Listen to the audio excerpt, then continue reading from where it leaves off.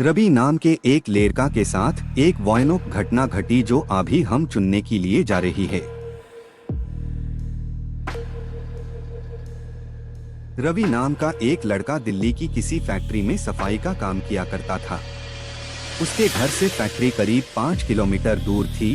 वो हमेशा अपनी साइकिल से ही फैक्ट्री जाता था। रोज की ही तरह आज भी वो घर से फैक्ट्री के लिए निकला।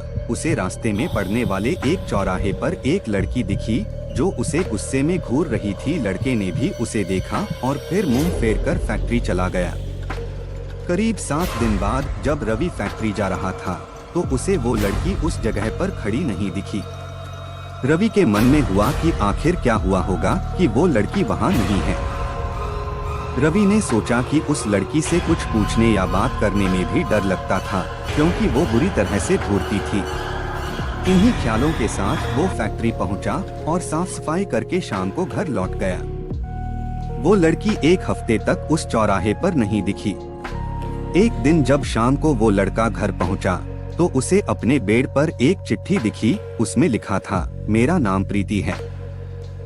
मैं तुम्हें एक हफ्ते पहले रोज एक चौराहे पर दिखती थी। कल शाम तुम वहीं पर खड़े होकर मेरा इंतजार करना। उस चिट्ठी में एक फोटो भी थी जो उसी चौराहे पर खड़ी लड़की से मिलती थी। लड़के के मन में हुआ कि आखिर इसे मेरे घर का पता कैसे मिला होगा और ये चिट्ठी मेरे बेड तक कैसे पहुंची। इसी सोच के साथ वो सो गया। अगले दिन उठकर जब काम में जाने लगा तो उसे चिट्ठी वाली बात याद आ गई। साइकिल से वो सुबह फैक्ट्री पहुंचा और दिन भर उसी लड़की के बारे में सोचता रहा। शाम को वो उस चौराहे पर पहुंचकर उस लड़की का इंतजार करने लगा। काफी देर हो गई लेकिन वो आई नहीं। रवि इंतजार करके थक गया था, इसलिए वो घर की ओर निकल गया। घर पहुंचते ही उसने सोचा कि क्यों न चिट्ठी पर लिखे हुए पते पर जाकर ही उस लड़की से मिल लिया जाए। रात होने को थी, इसलिए उसने सुबह सुबह उस लड़की के घर जाने की सोची। सुबह होते ही जल्दी तैयार होकर रवि चिट्ठी पर लिखे पते पर पहुंच गया। वहां जाकर जब उसने घर की घंटी बजाई तो एक आदमी बाहर आया। उससे रवि ने कहा कि मुझे प्रीति से मिलना है। यह सुनते ही वह व्यक्ति चौंक गया। जवाब में उसने पूछा, क्या प्रीति से मिलना है? उसे मरे हुए तो 2 महीने हो गए हैं। यह सुनते ही रवि के होश उड़ गए।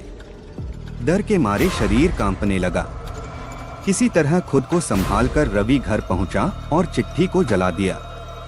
उसके मन में कई तरह के सवाल उठने लगे। उसने सोचा कि वो लड़की जो मुझे रोज दिखती थी वो भूत थी। मुझे एक भूत ने चिट्ठी भेजी थी। यही सोचकर वो घर में दुबक कर बैठ गया। उस दिन से रवि न तो रास्ते में किसी को देखता था और न ही किसी अनजान इंसान के बारे में सोचता था।